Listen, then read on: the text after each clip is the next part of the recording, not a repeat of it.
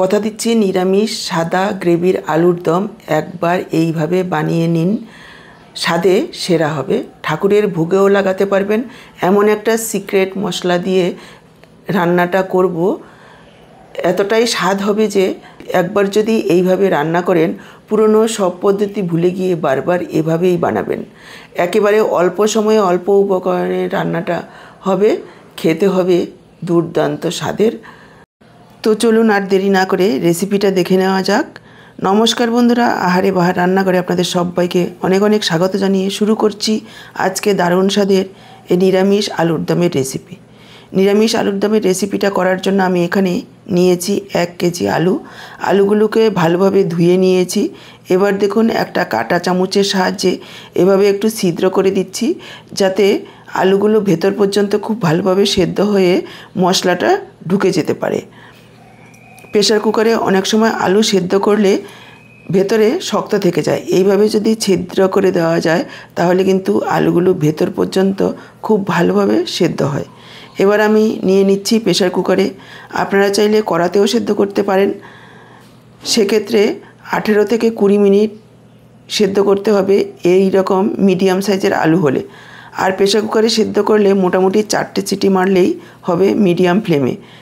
এবার দিয়ে দিলাম একটু লবণ আর পরিমাণ মতো জল। তারপর গ্যাস অন করে বসিয়ে দিয়েছি। 4টে সিটি পড়ার পর গ্যাসটাকে অফ করে দিয়েছি আর প্রেশারটা বের হওয়া পর্যন্ত অপেক্ষা করেছি। তারপর দেখুন আলুগুলোকে একটু ঠান্ডা করে নিয়ে এইভাবে খোসা ছাড়িয়ে নিয়েছি। এবার আলুগুলোকে 2 টুকরো করে কেটে নিচ্ছি। আমি মিডিয়াম সাইজের আলু দিয়ে করছি, আপনারা চাইলে ছোট সাইজের আলুগুলো দিয়েও করতে পারবেন।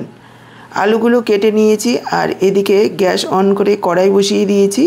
দিয়ে দিলাম 3 টেবিল চামচ পরিমাণ সাদা তেল। আমি আজকে রান্নাটা সাদা তেলে করছি, আপনারা চাইলে সরষের তেলেও করতে পারেন, আবার চাইলে শুধু ঘিতেও করতে পারেন। তেল গরম হয়ে যাওয়ার পর দিয়ে দিলাম আরও একটু লবণ। মাথায় রাখতে হবে আমরা সেদ্ধ করার সময় একটু লবণ দিয়েছি। তারপর যোগ করে দিলাম সেদ্ধ করে কেটে রাখা আলুগুলোকে প্রায় 3-4 মিনিট সময় নিয়ে একেবারে লালচে করে ভেজে নিয়েছি। এবার আলুগুলোকে তুলে নিলাম। আলুগুলোকে তুলে নিয়ে দেখুন আমি দিয়ে দিলাম আরও একটু তেল আর 1 চা চামচ ঘি। একটু ঘি যোগ করে রান্নাটা করলে টেস্টটা ভালো আসবে। আমি প্রথমেই একটা মশলা রেডি করে নিয়েছি। দেখুন মিক্সচার জারে 1 টেবিল চামচ চারমগজ, 7-8টা কাজু, 1 চা চামচ পোস্ত, 1 ইঞ্চি পরিমাণ আদা, কয়েক টুকরো নারকেল একটু গরম জলে ভিজিয়ে রেখেছি প্রায় 15 থেকে 20 মিনিট। 20 মিনিট পর দেখুন মশলাটা খুব সুন্দরভাবে ফুলে গেছে। তারপর আরও একটু জল দিয়ে এইভাবে মিহি পেস্ট তৈরি করে নিয়েছি। একটু ভিজিয়ে রাখলে পেস্টটা খুব ভালো হয়। একটু পেস্ট করে নেওয়ার পর এখানে আমি যোগ করে দিলাম কাঁচা লঙ্কা ঝাল অনুযায়ী আর প্রায় 3 টেবিল চামচ পরিমাণ টক দই। আবারও একটু ঘুরিয়ে নেব। আবারও একটু ঘুরিয়ে নিয়েছি। দেখুন এরকম মিহি পেস্ট তৈরি করে নিয়েছি। এবার ফোড়নে দিয়ে দিলাম 2 টুকরো দারচিনি, 2টো এলাচ, 3-4টে লং, 4-5টা কালো গোলমরিচ, 1/2 চা চামচ পরিমাণ কসুরি মেথি, 1/2 চা চামচ সাদা জিরে। লো ফ্লেমে কয়েক সেকেন্ডের জন্য ভেজে নেব। তারপর এখানে যোগ করে দিচ্ছি পেস্ট করে রাখা মশলাটা। মিক্সচারে জারটা ধুয়ে অল্প পরিমাণে একটু জল যোগ করে দিলাম, অনেকটাই মশলা লেগেছিল। এবার মশলাটাকে 2 থেকে 3 মিনিট একটু কষিয়ে নেব।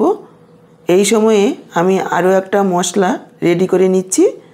দেখুন এখানে নিয়েছি আমি একটা বড় সাইজের পাঁপড়, এটা মুগ ডালের পাঁপড়। আপনারা চাইলে মশলা পাঁপড়ও যোগ করতে পারেন।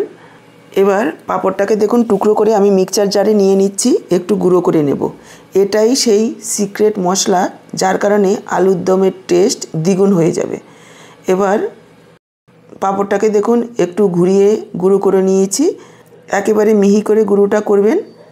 আর এদিকে মশলাটাও দেখুন খুব সুন্দরভাবে কষানো হয়ে গেছে। এবার আমি গুঁড়ো করে রাখা পাঁপড়টাও এখানে যোগ করে দিলাম। পাঁপড়ের গুঁড়ো দেওয়ার পর আরও 2-3 মিনিট মশলাটাকে কষিয়ে নিতে হবে।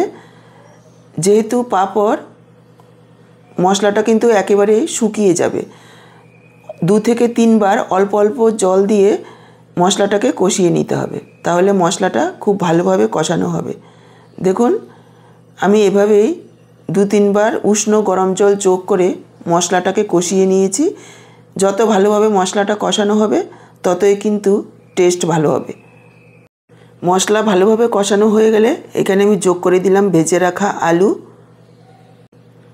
আলু দিয়ে মশলার সাথে আরও 2-3 মিনিট কষিয়ে নেব মিডিয়াম ফ্লেমে, যাতে করে মশলা আলুর ভেতরে ভালোভাবে ঢুকে যেতে পারে। দেখুন মশলার সাথে খুব ভালোভাবে কষিয়ে নিয়েছি। এবার আমি যোগ করে দিচ্ছি গরম জল। এখানে আমি 1.5 কাপ পরিমাণ গরম জল যোগ করে দিয়েছি। এটা ঘন গ্রেভি টাইপের হবে, আর যেহেতু পাঁপড়ের গুঁড়ো দেওয়া রয়েছে ঝোল কিন্তু অনেকটাই ঘন হয়ে যাবে, সেই বুঝে জলটা যোগ করতে হবে। ভালোভাবে মিশিয়ে নেব। দিয়ে দিচ্ছি পরিমাণ মতো একটু লবণ, দিয়ে দিচ্ছি 1 চা চামচ চিনি, মিষ্টি আপনারা স্বাদ অনুযায়ী যোগ করবেন। দিয়ে দিচ্ছি 3টে চেরা কাঁচা লঙ্কা। এবার ঢাকা দিয়ে 8 থেকে 10 মিনিট মিডিয়াম লো ফ্লেমে দমে রান্না করে নেব। দেখুন ঢাকা দিয়ে প্রায় 10 মিনিট মতো লো ফ্লেমে রান্না করে নিয়েছি। দেখতেই পাচ্ছেন উপরে তেল ভেসে উঠেছে আর গ্রেভিটাও একেবারে ঘন হয়ে গেছে, আর আলুগুলো একেবারে সফট নরম হয়ে গেছে। দিয়ে দিচ্ছি 1/2 চা চামচ গরম মশলার গুঁড়ো, আর দিয়ে দিচ্ছি 1 চা চামচ ঘি।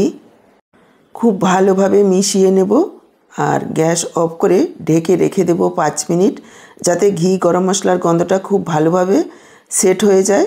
5 মিনিট পর ঢাকাটা তুলে দেখুন আমি পরিবেশন করে দিচ্ছি। তৈরি হয়ে গেছে দুর্দান্ত স্বাদের নিরামিষ আলুর দমের রেসিপি। নিরামিষ আলুর দমের রেসিপি এর আগেও আপনারা অনেক খেয়েছেন, তবে একবার আমার এই পদ্ধতিতে বানিয়ে দেখুন। এটা রুটি, লুচি, পরোটা, ফ্রাইড রাইস, পোলাও সব কিছুর সঙ্গেই দুর্দান্ত লাগবে। ঠাকুরের ভোগেও লাগাতে পারবেন, সামনেই জন্মাষ্টমী। এইভাবে একবার বাড়িতে বানিয়ে খেয়ে দেখুন আর কমেন্টে জানান আপনাদের কেমন লাগলো। আজকের রেসিপিটা দেখে যদি ভালো লাগে ভিডিওটাকে একটা লাইক করে শেয়ার করে দেবেন। ইউটিউব থেকে নতুন দেখলে চ্যানেলটাকে সাবস্ক্রাইব করে সাথেই থাকবেন এইরকমই নিত্য নতুন রেসিপির আপডেট পাওয়ার জন্য। ফেসবুক পেজ থেকে দেখে থাকলে পেজটাকে ফলো করবেন। তাহলে আজকে এই পর্যন্ত, আবার ফিরে আসবো নতুন কোনো রেসিপির সাথে। সবাই ভালো থাকুন, সুস্থ থাকুন। আপনাদের সবার সুস্থতা কামনা করে এখানেই শেষ করছি। সবাইকে অসংখ্য ধন্যবাদ পুরো ভিডিওটা দেখার জন্য।